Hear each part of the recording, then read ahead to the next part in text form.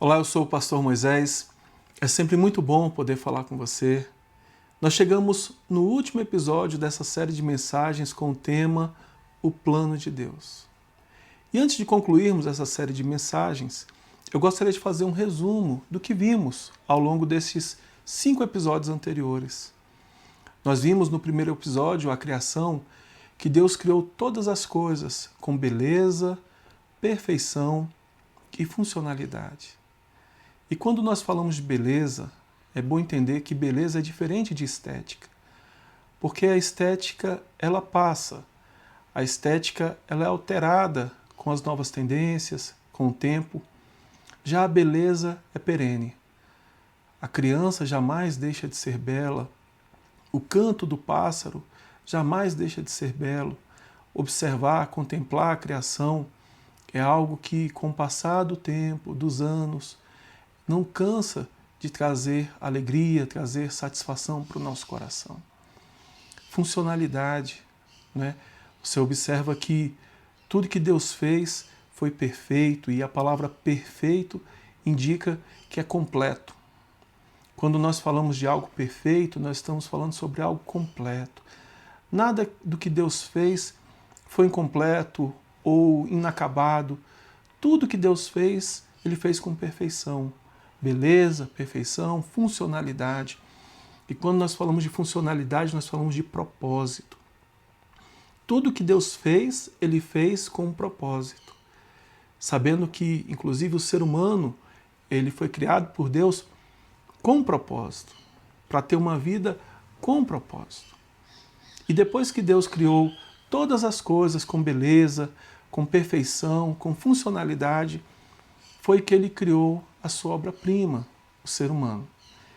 E em Gênesis, no capítulo 1, no versículo 26, está escrito: E Deus disse: façamos o ser humano à nossa imagem, conforme a nossa semelhança.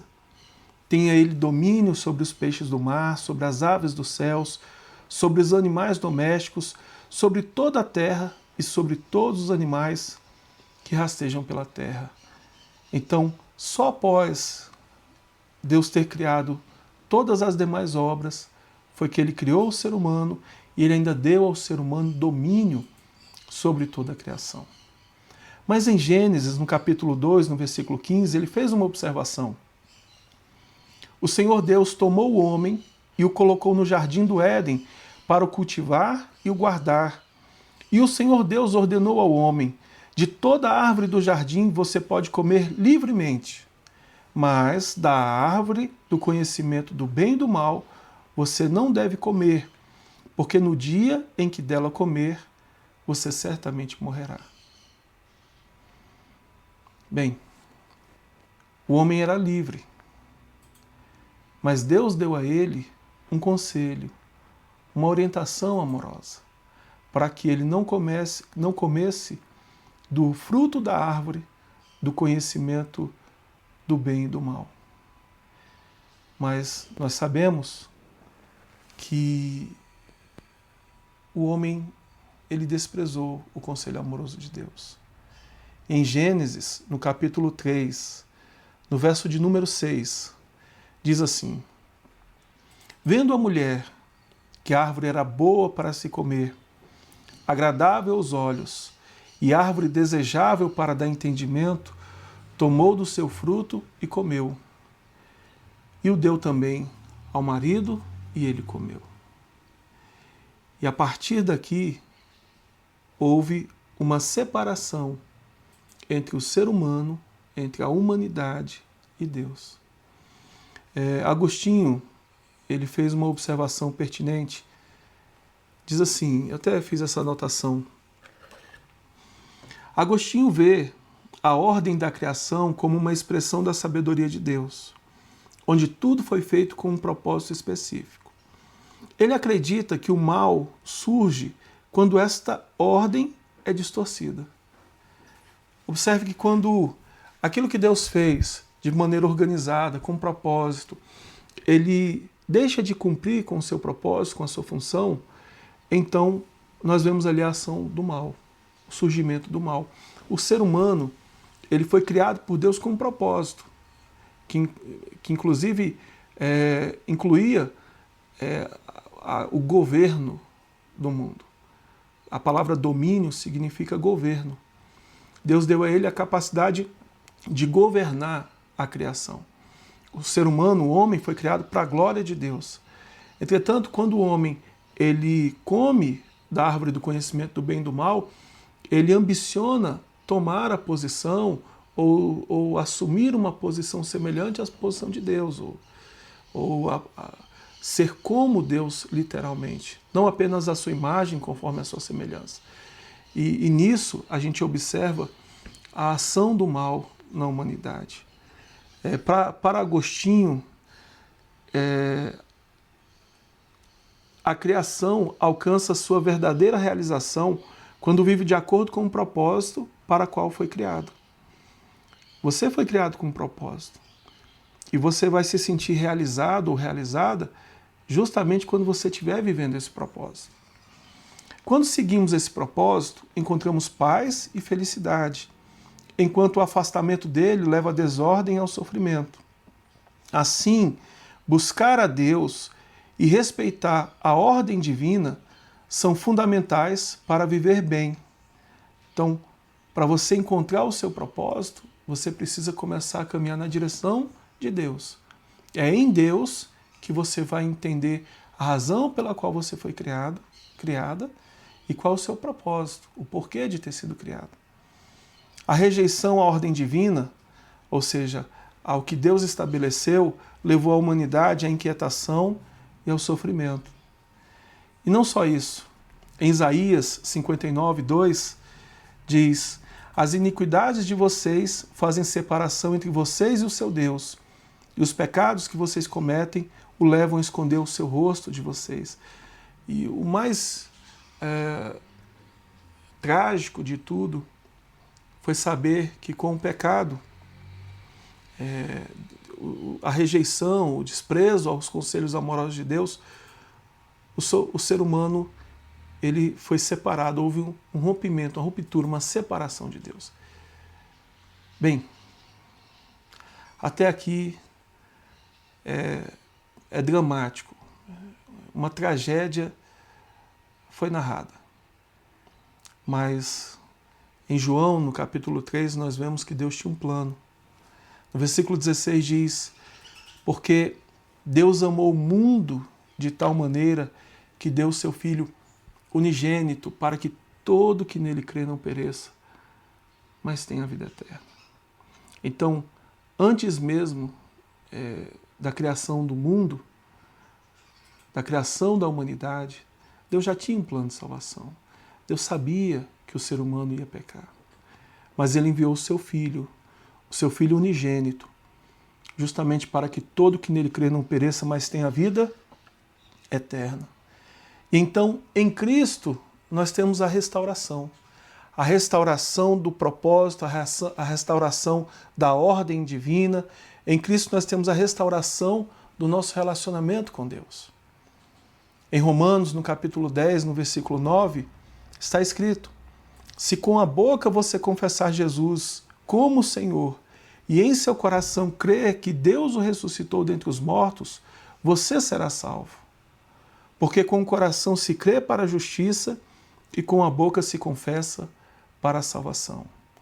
Portanto, quando essa mensagem chega a você, você está recebendo uma oportunidade de fazer uma parte ativa desse plano.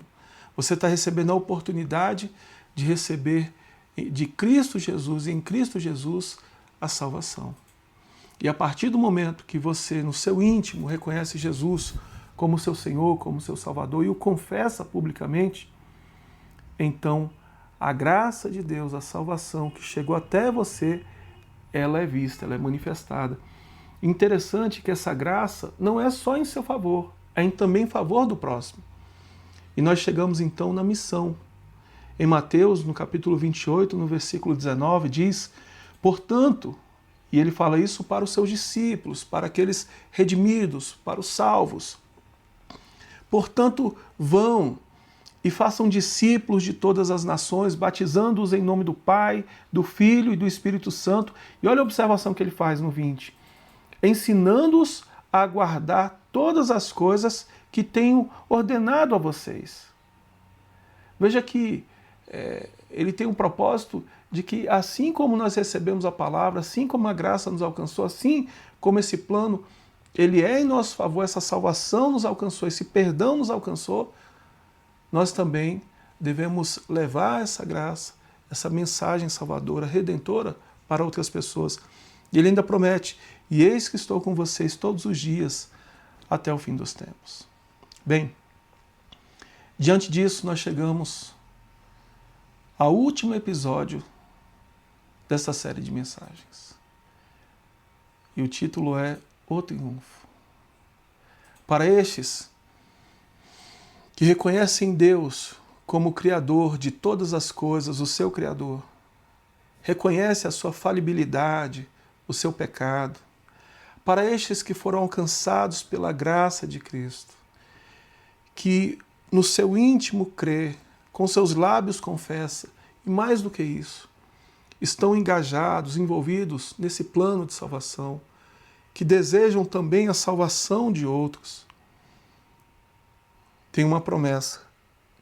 Em 1 Tessalonicenses, no capítulo 4, no versículo 16, diz: porque o Senhor mesmo, dada a sua palavra de ordem, ouvida a voz do arcanjo e ressoada a trombeta de Deus, descerá dos céus, e os mortos em Cristo ressuscitarão primeiro. Depois nós, os vivos, os que ficarmos, seremos arrebatados juntamente com eles, entre nuvens, para o encontro com o Senhor nos ares. E assim estaremos para sempre com o Senhor. Portanto, consolem uns aos outros com estas palavras. Então veja que há uma promessa. Há uma promessa. Onde nós nos encontraremos com o Senhor nas nuvens. Poxa, interessante que no versículo 18, em 1 Tessalonicenses 4, no versículo 18, você pode ler na tela. Coloca aí. Portanto, consolem uns aos outros com essas palavras. Uns aos outros com essas palavras. Sabe, às vezes parece difícil servir a Deus, andar com Cristo. Uma vida de renúncias, uma vida de perdão, uma vida de misericórdia, uma vida muitas vezes de abnegação. Mas sabe, vai valer a pena. Vai valer a pena. Porque um dia nós nos encontraremos com Ele nas nuvens. Em Apocalipse 21, no versículo 1 diz: e vi novo céu e nova terra. Pois o primeiro céu e a primeira terra passaram, e o mar já não existe. Vi também a cidade santa, Nova Jerusalém, que descia do céu da parte de Deus, preparada como uma noiva enfeitada para o seu noivo. Então ouvi uma voz forte que vinha do trono e dizia: eis o tabernáculo de Deus com os seres humanos. Deus habitará com eles, eles serão povos de Deus, e Deus mesmo estará com eles e será o Deus deles. Então no versículo 4 está escrito: e lhes enxugará dos olhos toda lágrima. E já não existirá mais morte, já não haverá mais luto, nem pranto, nem dor, porque as primeiras coisas passaram. E aquele que estava sentado no trono disse: eis que faço novas todas as coisas. Que maravilha! E como nós lemos em Tessalonicenses, portanto, consolem uns aos outros com essas palavras. Que essa palavra sirva de consolação para você. Você que de repente acompanhou essa série, se você não acompanhou, são 6 episódios, contando com este episódio. Acompanha, começa no primeiro. Sabe, você que foi despertado para essa fé, você que foi chamado por Jesus, chamada por Jesus, sabe? Que essa mensagem sirva de consolação para o seu coração. Saber que de todas as dores, as tristezas da vida, saber que de todas as lágrimas, nós vamos encontrar consolação. Ele promete enxugar do nosso rosto, inclusive, todas as lágrimas. Tá certo? Ele promete fazer tudo novo, novo céu, nova terra, tudo novo. Novidade absoluta de vida, e isso com a duração eterna. Bem, espero que isso promova esperança no seu coração. Chegamos então ao final dessa série de mensagens. Eu espero que tenha sido útil para a sua edificação, para o seu crescimento espiritual. Espero que tenha sido útil para o seu encorajamento também nessa caminhada cristã. Eu até anotei aqui que eu gostaria de fazer um convite a você para estarmos juntos, sempre ali no início da noite, por volta das 18 horas, às terças e às quintas. Às terças e às quintas. Eu vou manter esse compromisso com você. Se você tem esse compromisso comigo, comenta aí, por gentileza. Sim, ou tenho esse compromisso, ou então terça e quinta, ou então fechado, combinado. Digita aí, combinado. Porque eu tenho esse compromisso. Eu estou assumindo aqui um compromisso que às terças e às quintas, por volta ali das 18 horas, eu estarei aqui presente, enquanto Deus me der essa oportunidade, compartilhando com você um pouco dessa fé, um pouco mais dessa palavra, um pouco mais dessa esperança viva, tá certo? E no sábado, às 7 horas da manhã, tá bom? Bem, então, como eu sempre digo, é sempre muito bom poder falar com você. Nos vemos no próximo vídeo. Deus abençoe você poderosamente.